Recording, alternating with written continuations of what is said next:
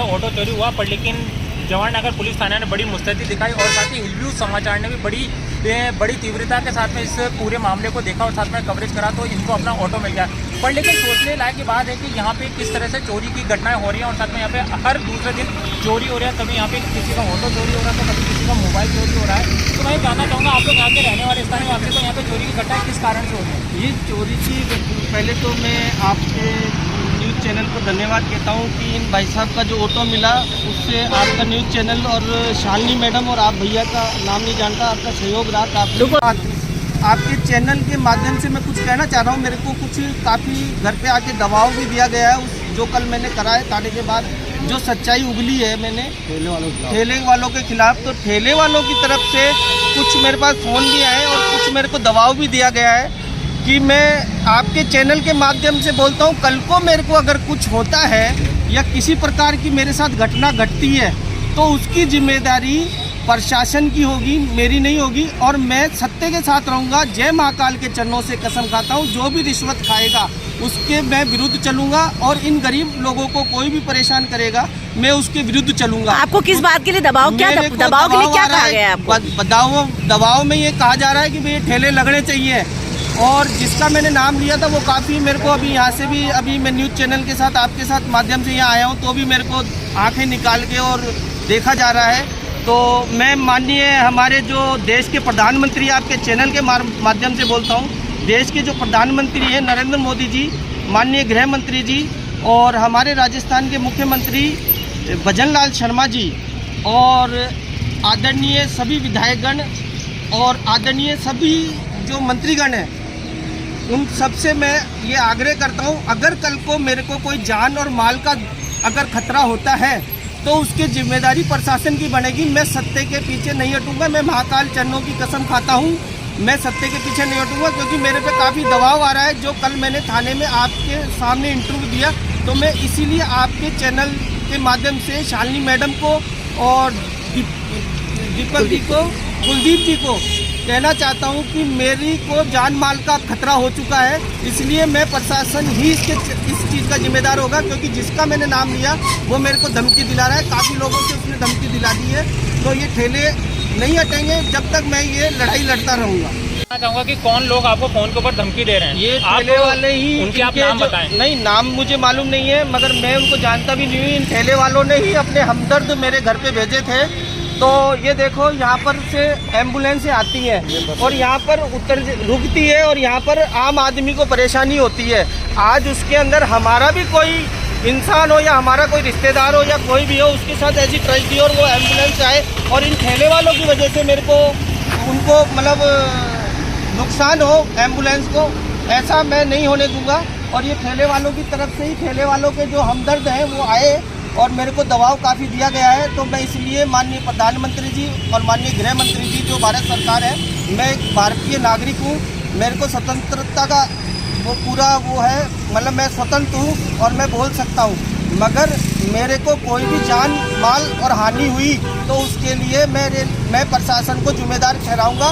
मैं आपके चैनल के माध्यम से ये कर रहा हूँ। और ये हमारे मुखी साहब यहाँ खड़े हुए, इनके सामने हमारे कॉलोनी के जो मुखिया हैं, इनको भी मैंने अवगत कराया था इस चीज़ के लिए। तो उन्होंने बोला हम न्यूज़ चैनल पे जो मैडम ने लगाई है उनसे बात करेंगे। तो इसलिए मैं आपके तरफ से, आपके चैनल की तरफ से मैं पूरे प्रशासन को जागरूक करना चाहता हूं। अगर मेरे साथ कुछ घटना होती है, माननीय मुख्यमंत्री जी भजनलाल शर्मा जी को भी मैं आग्रह करता हूं और मैंने प्रधानमंत्री जी को भी आग्रह कर दिया।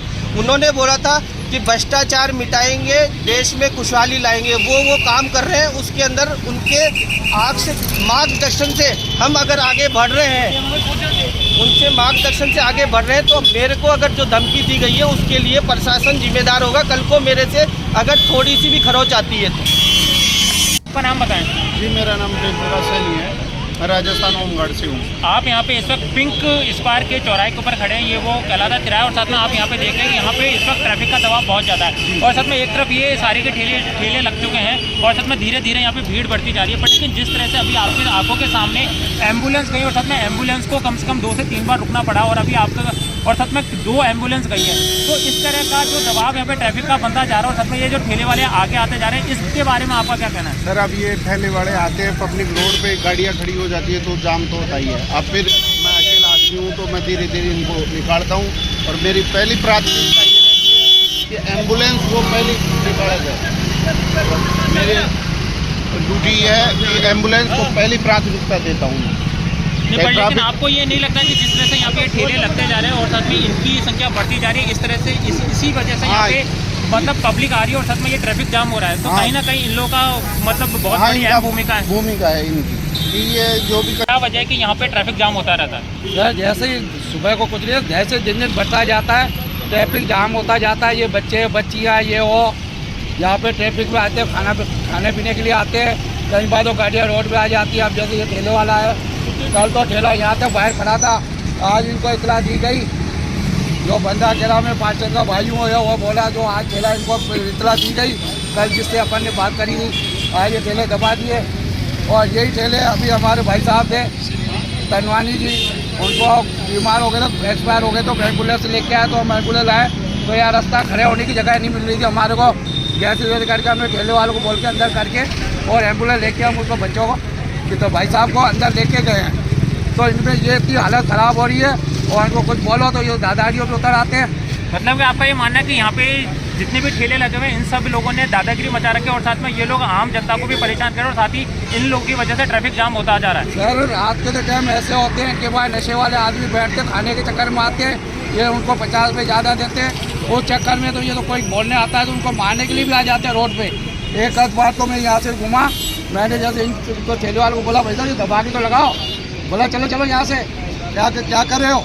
अरे मैंने कहा भाई साहब ट्रैफिक में परेशानी हो रही है यार, मेरे साथ लेडीज़ भी थी साथ में, मेरी वाइफ थी। तो मैंने कहा साहब ये ट्रैफिक जाम हो रहा है, ये ठेले वाला अंदर लगा, तो आप कमाने आए हो कमाओ ना। बोला तू हमारे को जानते नहीं, हम यूपी से है, कोई बोले हम अलीगढ़ से हैं और अभी आपका काम हो जाएगा। मैंने कहा भाई काम है तो हम जा रहे हैं, आज जोड़ के हम घर आ जाते हैं। अब इन ठेले वालों में ये भाई पता करो किसी को लाइसेंस नहीं है, कोई कहाँ से आया हुआ है, कोई कहाँ से आया हुआ है और अपनी दादागिरी से ठेले लगा रखे हैं। और कोई बंदे ऐसे भी है जो इनसे पैसे लेके इनको सपोर्ट कर रहे हैं कि मैं बैठा हूँ, कोई किसी की हिम्मत नहीं है ठेले तुम्हारे। कौन से बंदे वो क्या आप उनके बारे में कोई इन्फॉर्मेशन दे सकते हैं? क्या आप उनका नाम बता सकते हैं? ऐसे सर वो बंदे ऐसे हैं अपन उनको जानते नहीं है, जो बंदे जैसे साहब ये बात करते हैं दादागिरी से सीधा ही कि चले जाओ, नहीं तो आप मेरे को जानते हमको जानते नहीं हो कि हम कहाँ से आए हुए हैं, आपको फालतू परेशान हो जाओगे, आपकी बीवी रोकी जाएगी।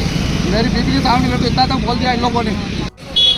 स्थानीय क्षेत्र की पीड़ा स्थानीय वासियों से ज़्यादा कोई नहीं समझ सकता है। निसंदेह इंसान को रोजगार करने की छूट दी जाती है, परंतु रोजगार को अगर एक इंसान अपने दायरे और साथ में कायदे में रह करके काम करे तो उससे कोई परेशानी नहीं होगी। परंतु जिस तरह से पिंक स्क्वायर मॉल के तिराहे के सामने मेरे आप है ना देख सकते हैं, दोनों तरफ मेरे हाथ के राइट हैंड की तरफ और साथ में लेफ्ट हैंड की तरफ यहाँ पे बहुत सारे ठेले लगे हुए हैं और साथ में जिस तरह से यहाँ पे जनता आती है और साथ में खाने पीने की चीज़ों के लिए रुकती है और साथ में यहाँ पे गाड़ियाँ यहाँ खड़ी होती है, इससे ट्रैफिक बहुत ज़्यादा जाम हो जाता है। और जैसा कि अभी बताया स्थानीय वासियों ने कि वो जब अपने बड़े भाई को लेकर जा रहे थे एम्बुलेंस के अंदर, एम्बुलेंस फंस गई थी और जब इन्होंने यहाँ के ठेले वालों को कहा कि भैया आप थोड़ा सा गाड़ी को साइड में कर लीजिए अपने ठेले को, तो इनको इनकी बीवी के सामने, इनको इनके परिवार के सामने धमकी दी गई।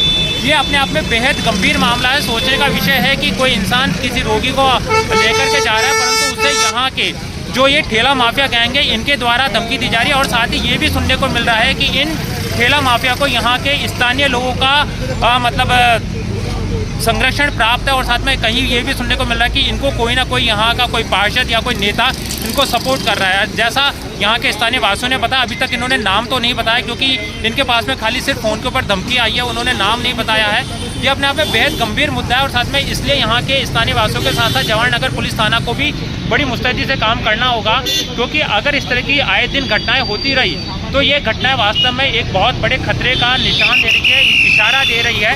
और साथ में आपने जैसा भी ये देख सकते हैं कि देखिए यहाँ पे राजस्थान होमगार्ड के भी एक यहाँ पे वो पुलिसकर्मी खड़े हुए हैं, वो इस तरह से ट्रैफिक को कंट्रोल कर रहे हैं, पर लेकिन ये ट्रैफिक का दबाव शाम होते के साथ में बढ़ता चला जाता है। और इन ठेले वालों के पास में आने वाले जो ग्राहक हैं वो केवल यहीं के नहीं दूर दराज से आते हैं, तो ये अपने आप में बेहद गंभीर विषय है। इसके ऊपर यहाँ के लोकल थाने के साथ साथ में स्थानीय क्षेत्रवासियों को भी जागरूक होना पड़ेगा और यहाँ के जो स्थानीय पार्षद हैं उन्हें भी इस पीड़ा को ध्यान में रखते हुए इस समस्या का हल करना होगा। हिलव्यू समाचार के लिए मैं कुलदीप।